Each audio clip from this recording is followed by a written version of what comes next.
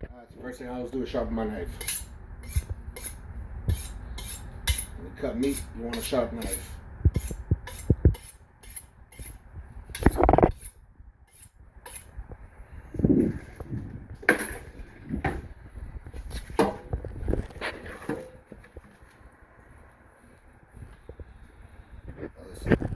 Nasty stuff here I always get rid of.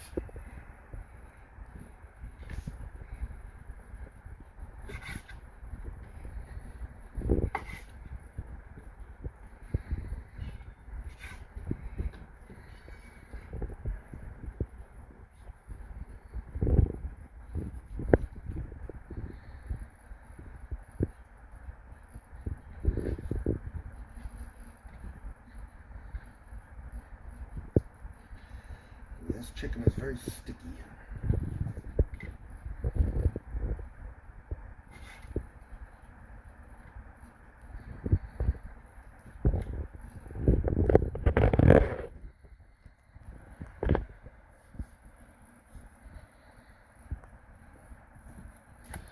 Now, most people would slice it this way across and just make two. I like strips.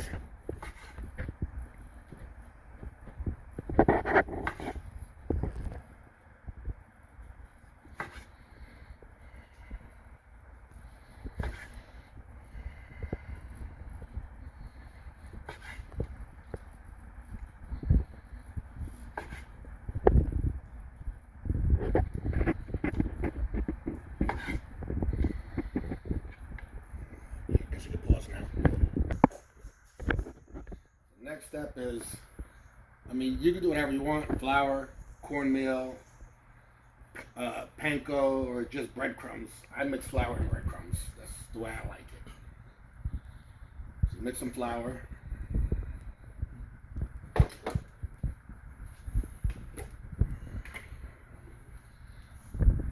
Put about the same amount of flour as you do breadcrumb.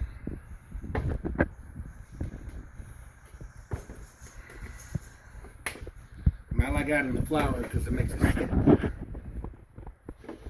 This one already has Italian seasoning in it, so you don't have to add much. But I add a little bit more because that's just me. Then I generally add adobo.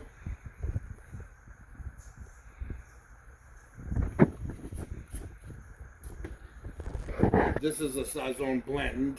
You can just use the regular packets.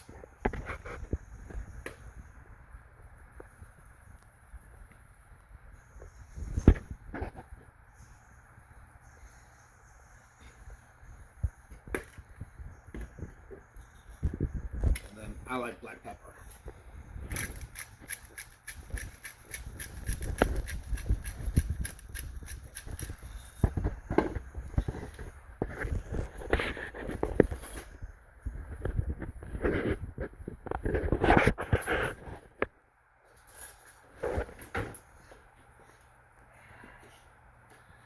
And you blend your mix together.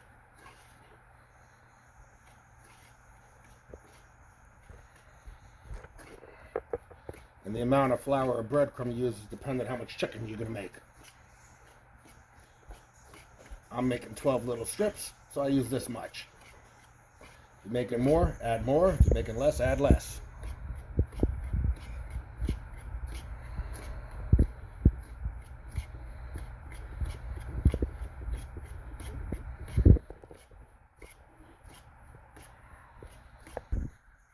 Alright, so 12 pieces of little chicken. I'm assuming it's going to be 2 eggs. It might be 3. But we're going to start with 2. No, I don't waste egg.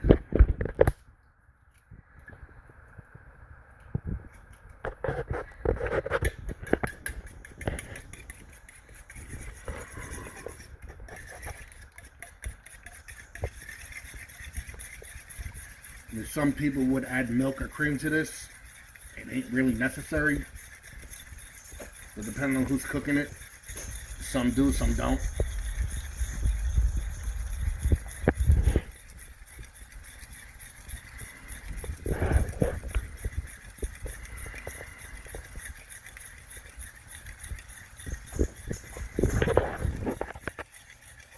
Now I'll probably put a couple drops of milk in here so it makes it so it's easier to stick. Ready?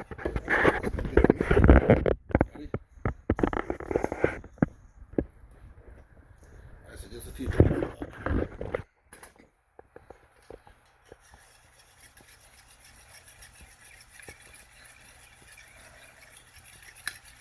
I mean, the few drops of milk is so that the egg isn't so slimy.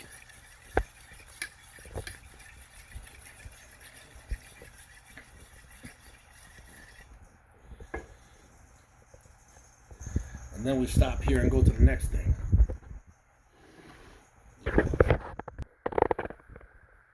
Ready? Alright, so depending on what pot you use, this one says there's 3 gallons in there. So that's how much water I'm going to use. Turn the heat on about half. That's Himalayan pink salt.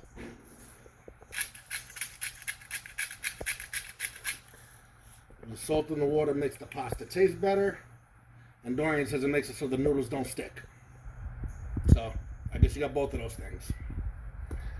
So we stopped cooking the chicken because the chicken only takes a few minutes to cook. So while waiting for the water to boil, we could do that and we could start on the garlic bread. And then everything gets done all at once.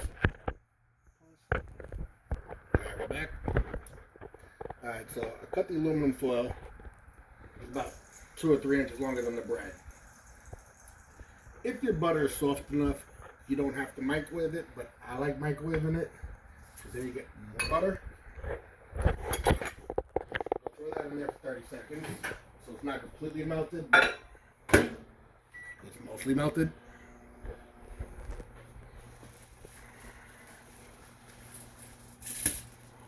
And of course, if you mess with the bag, you always do.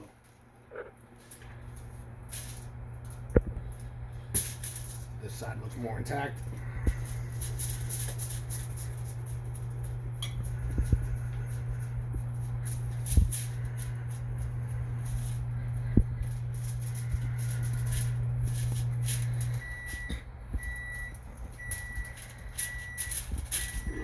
But don't cut all the way through because it just makes a mess. You want to get almost all the way through.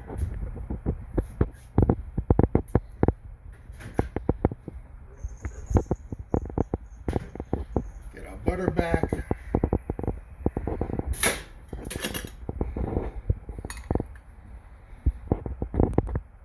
Now I like having butter all the way up to the edge. Otherwise the edge gets really hard. And you want to put a generous amount of butter on. It's going to seep into the bread. I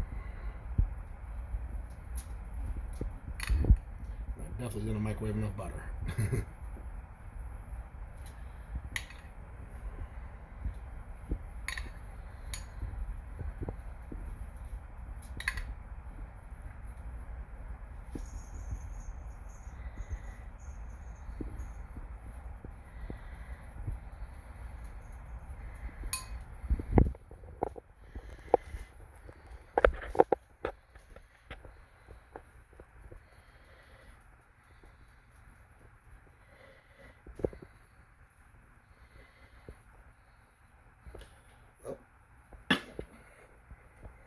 Next slide, going for another 30 seconds. So see if the butter isn't completely melted, just stir it till it is. Put your butter on, put your butter on, put your butter on. Make sure you go all the way up to the edges, otherwise you get dry bread.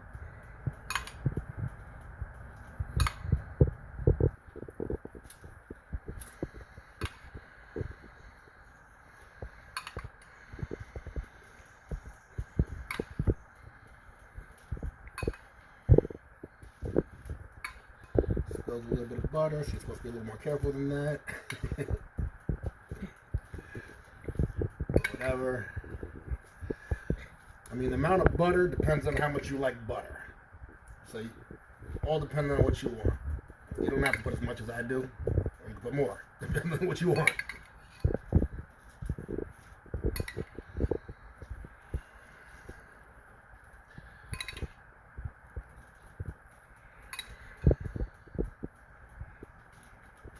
Get a little more the edges. We still got a little more butter.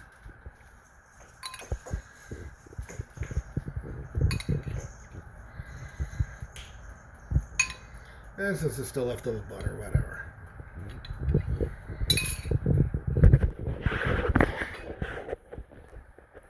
Now we're up to our garlic. Depending on how much you like garlic, is depending on how much garlic you're gonna put.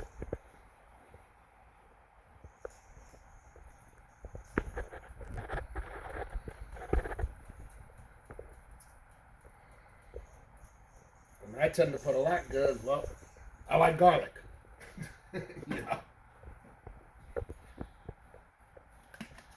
Your Italian seasoning, you don't want to put too much because it's a very strong taste.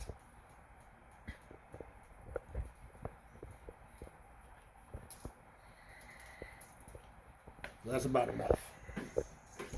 Your black pepper depends on how much black pepper you want.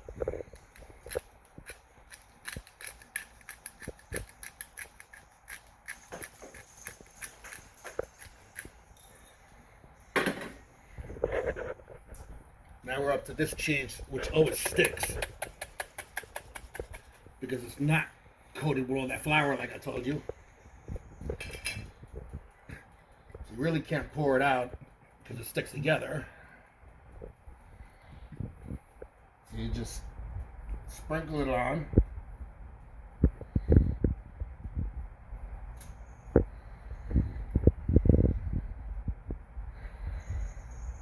Try to even it out the best of, of what you want.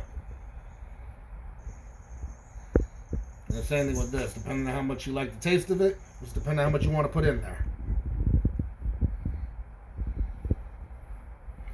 I mean, not everybody puts this cheese. Well, hell, not everybody puts cheese. I like cheesy garlic bread. It's the same thing with the mozzarella. This is an Italian style blend, so it's got more than just mozzarella. It's mozzarella provolone, more Parmigiano Romano, and Fontina Nasiago. So it's like 5 or 6 different cheeses. Well, then I got that, you use regular mozzarella. Depending on how much your kids like cheese, depending on how much cheese you put on it. We like cheese.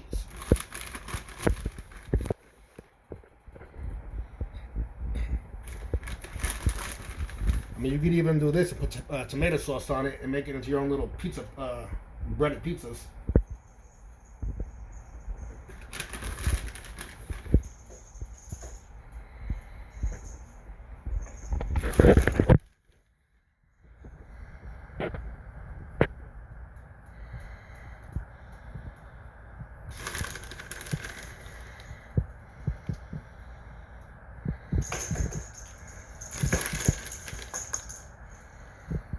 Meanwhile, we're trying to do a video and you hear the cat in the background. This is the hardest part of garlic bread. Folding it back over without everything falling apart. What I'm trying to do is I take it from both sides and just squeeze it together. Now with this, slant it a little bit. Come over to this edge. A little bit more. And roll this up. Which isn't always easy.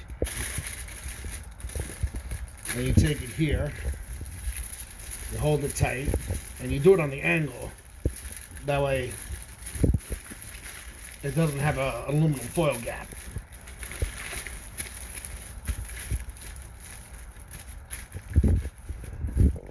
Alright, now that we're done with that, see, we're still waiting for the water to boil, so now the garlic bread's ready. We'll preheat the oven. Throw out some trash. 350. And since we don't need any of the seasoning anymore, we can put all that away. This will go away. Garlic will go away. All this will go back away. Into my nice messy cabinet because I don't have enough space to make it better. Cheese will go away.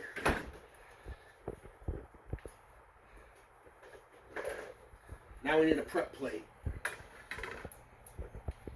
This can get out of our way. Trying to fall over the cat.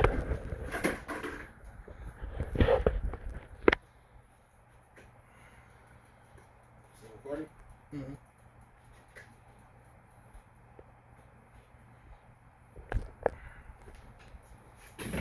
Garbage bag is falling out.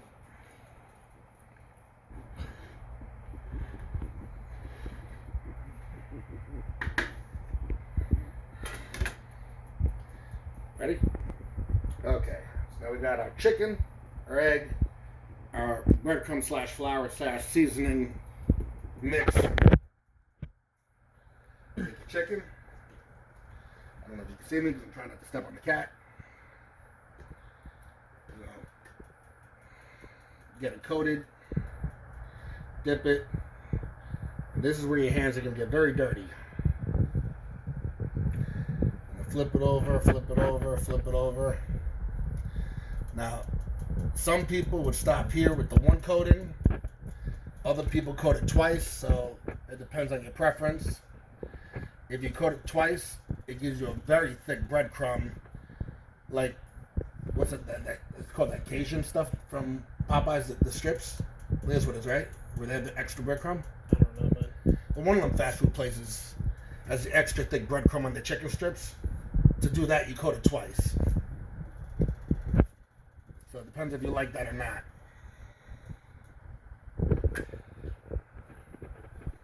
I probably make too much breadcrumb. You think? I mean, you're not supposed to reuse your breadcrumb, but I do it all the time. I've never gotten sick from it, so.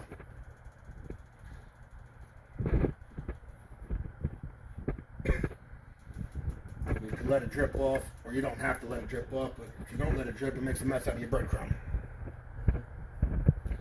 Which is why I put those few drops of milk in there. Because if you don't, then the whites from the egg, they give you the long strings and they stick to the chicken, and it's rather annoying.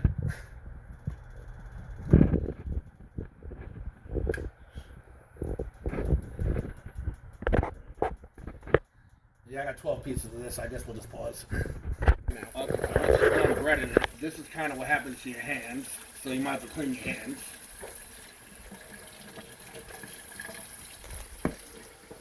And that's probably why they invented the stuff like shake and bake, where they put the seasoning in a bag, and then they just, season it that way. I mean, you could do that too, but I mean, you would have to use like, what do they call those things? Turkey bags, I guess. And then you just close it up, and you're supposed to use a zip tie, but I don't see how a zip tie is actually to keep it closed. And then you just shake the chicken up inside of that, and the breadcrumbs are supposed to stick to it. It's probably faster and less messy, but I've never tried that. But it's another way to bread it. You throw your egg chicken into the bag full of flour and seasoning stuff, and just shake it up. Now, we should have started the water before we even started the chicken, so while we're waiting for the water to boil, you can do your dishes. Now that you see the water starting to slightly bubble. Video's not in focus. There we go. So like I said, the water's starting to slightly bubble. Now, it tastes better if you use the whole thing with olive oil, but that's kind of expensive. So I'm going to use some of this, and I don't really like this vegetable oil, so I'm not buying this one again.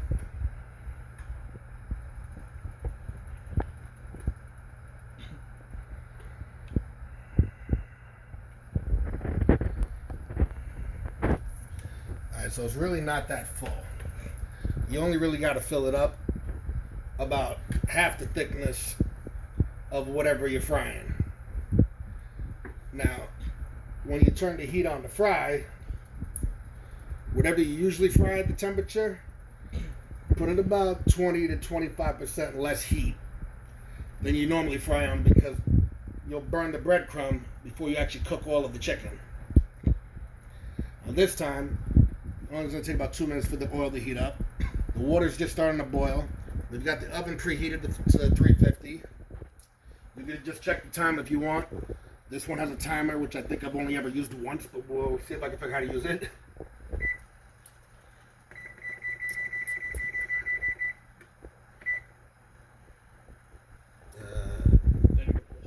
Maybe I gotta press start?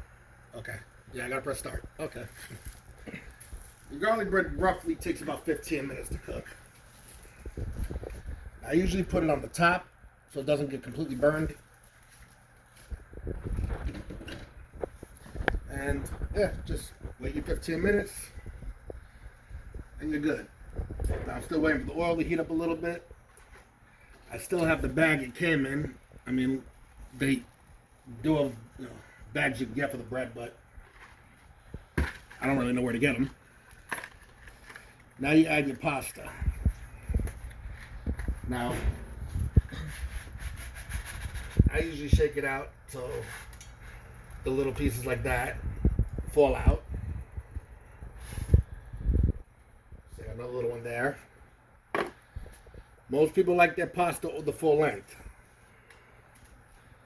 I like to break mine in half, so you just fold it in. So you can put it the full length, you can break it in half. It's kind of your choice. Pasta only takes, well, this is fettuccine. It was cheaper this time than the linguine, so the fettuccine is going to take about 3 to 3.5, maybe 4 minutes longer to cook than the linguine would. So the linguine will cook all the way through at about 11, 12, maybe 14 minutes at most. The fettuccine will take about 3 minutes longer. Now, like I said, depending on your choice, we add peas. Peas don't traditionally go with fettuccine Alfredo or linguine. It's usually put in tortellini, which also uses Alfredo sauce though. But tortellini is a different kind of pasta. And with tortellini, they put peas. They put sliced up little cubes of ham in there. And usually those two at least. Sometimes they'll put other things also, but I mean, you don't need ham, so here's your peas. Now you can use a spoon to mix your pasta. I find it's easier to do it with a tongue, so whatever is easier for you. Pause. Alright, so when you first put in your noodles, you want to move them around a lot or they'll stick together. Especially fettuccine, because it's thick. I mean, I added the peas right away. You could always wait till they're done cooking. The noodles are done cooking, or right before it's done cooking. I mean, it would have been easier to stir the noodles that way, especially since the peas only take like a minute to cook. And then you gotta make sure that the noodles don't stick to the bottom of the pot also, because it's pasta. It tends to do that.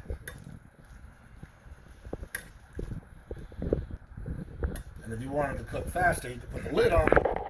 When you do that, you have a tendency of seeing those white bubbles, which will overflow in the pot.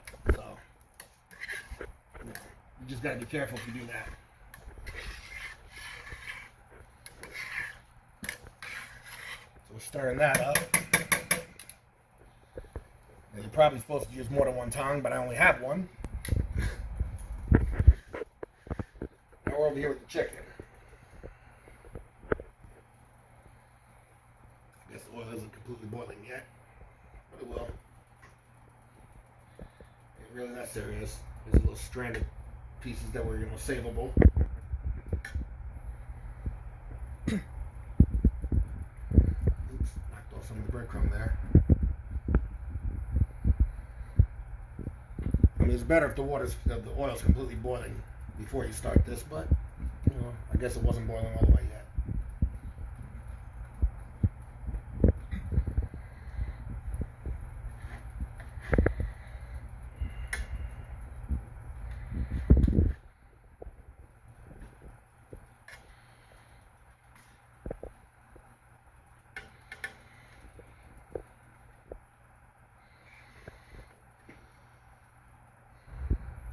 See, the weight of the chicken pushed the oil up higher. That's why you didn't need a lot of oil. And we're done with this, so we'll dump the breadcrumbs, put that in the sink.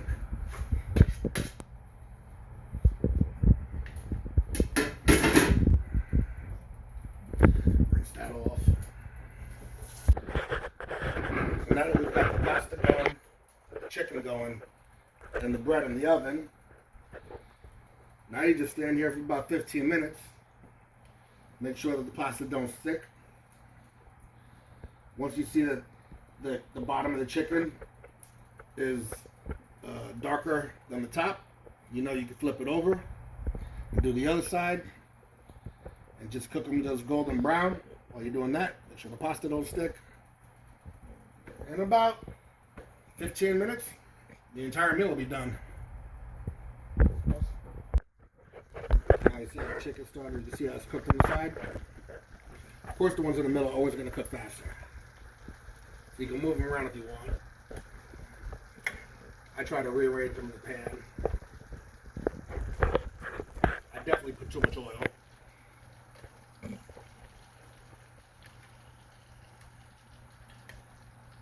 So it's going to take a little bit longer for these ones to get crunchy because that's a little too much oil. But it'll still get crunchy. Take about an extra 3 or 4 minutes.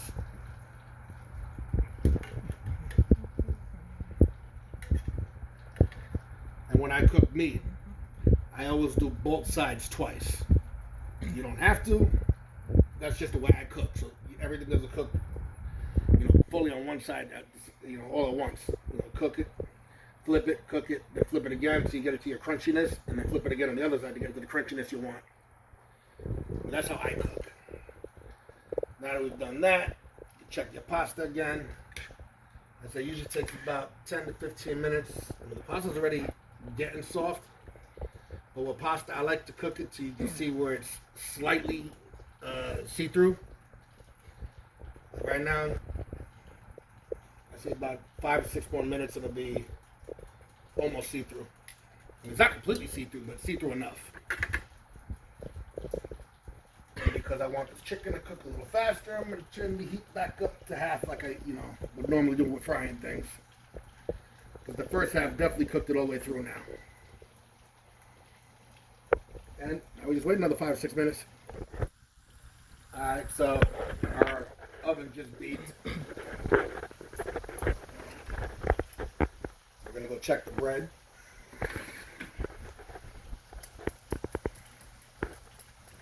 I like it a little more crunchy than that, so we're going to leave it in there for another 2 or 3 minutes.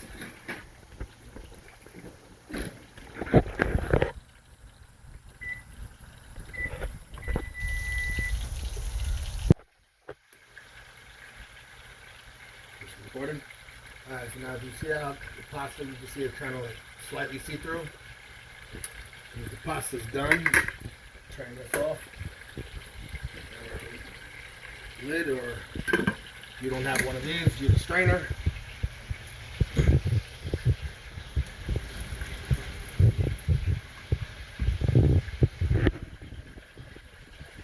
I raised the temperature up on the oil a little bit because I got impatient. I just wanted to fry faster.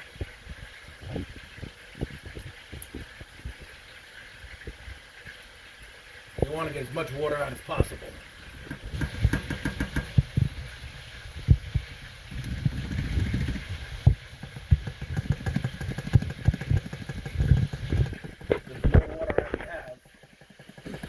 Less watery your sauce is.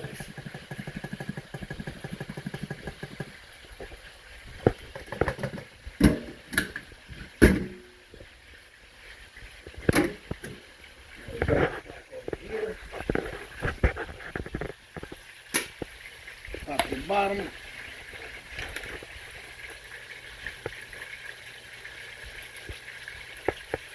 Get as much sauce out as you can.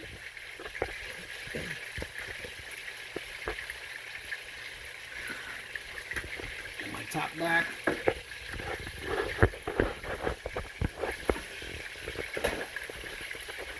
If you have heavy creamer, it's better than milk, but it's just a few drops.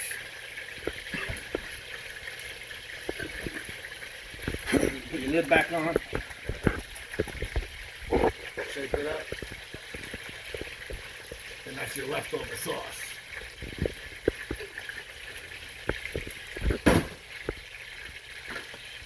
The chicken seems like it's completely cooked, so we're going over here and insert the chicken. This is the color you want the top. Yeah, that one's done. There's some of that. That one's done. I said the ones in the middle always cook faster. We'll flip that over. You can get it that dark too. Extra crunch. Start flipping these over because they're going to all be done in the next 2 minutes.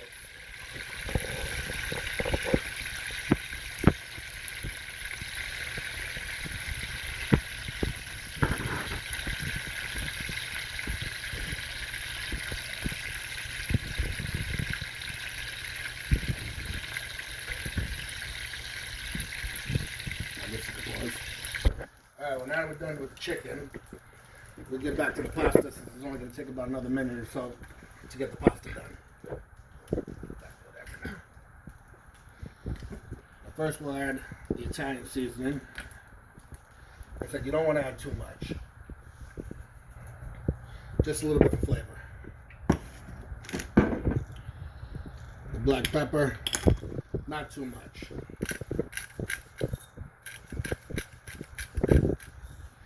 And since you're using a 4-cheese one, you could add some garlic powder to yours also. But don't use too much garlic powder because in the sauce, it becomes really, really overpowered. So just put a very little bit. Back to a little bit of this cheese.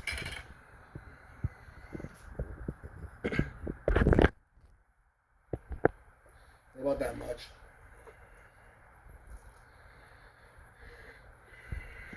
And look, that's almost the whole bottle. I just opened it. And then before you put this in, ask your kid if they want it sticky or regular. Because if you put this in, it's going to make it really sticky. But not too much, just about that much. Like about half a handful, I guess. Then you turn it back on.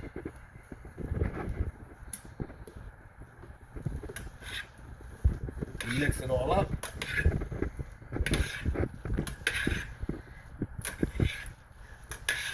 And the reason why you want to turn this back on is because it's store-bought Alfredo. It's a little bit watery. You want to thicken it up, you just heat it up and kind of boil off some of the watery Alfredo sauce.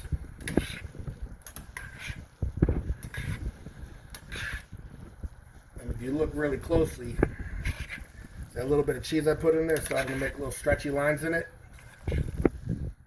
So if they don't want, the stretchy lines in the cheese, don't add the mozzarella.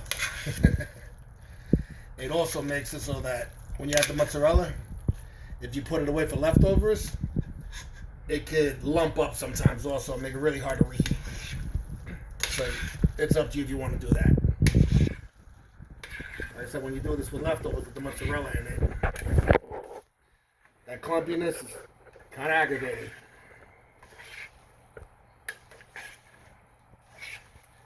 Alright, so you see now how it's not as watery and the sauce is starting to stick to the pasta better? That's kind of how you want it right there. So don't look so watery anymore. That took less than a minute. Now you basically get your plates in.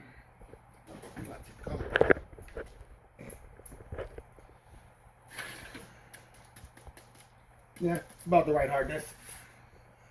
And I had that in there maybe an extra 5 to 8 minutes.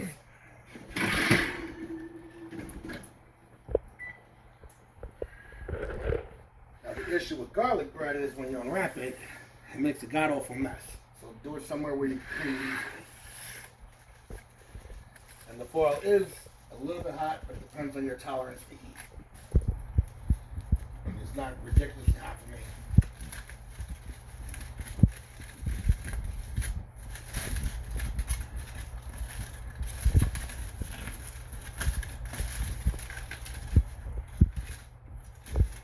See the garlic bread? It's got a little bit of crunch, but when you squeeze it, You leave it too long, it just shatters into like a million pieces. You don't want to cook it that long.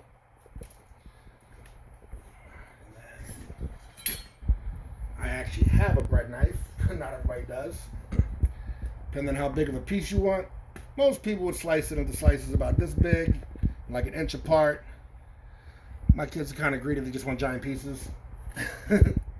So it's on your preference. You know, I would just ask the kids how much they want and cut it that piece for them. Or if you want to be fancy, cut up into slices. You're a little more fancy than me, so you're probably going to cut into slices. So here's your first slice. If you put it on something, you won't cut the paper.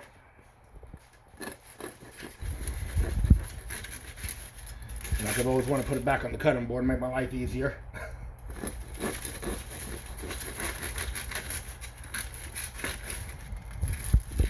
That's like the slices that a restaurant would give you.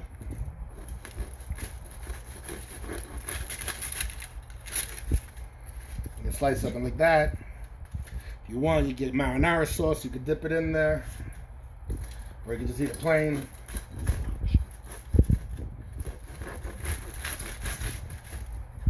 You know, there's some slices.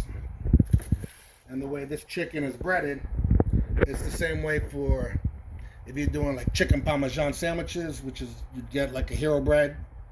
You cook the chicken like this, and then when you're done with that, you put a little bit of marinara tomato sauce over the top of it, and then you sprinkle your mozzarella cheese over that, and you put it in the oven for like 7, 8, 9, 10 minutes until the bread is like this, and everything's nice and gooey. So another thing you can do with that kind of chicken too. Now, I'll post the video, serve everything up, you can see it on the plate. Okay, and this is why I kept the bag that the bread came in. Kind of stuck to the aluminum. Whatever pieces you don't eat, and go back in the bag for later. Then we go to the plate.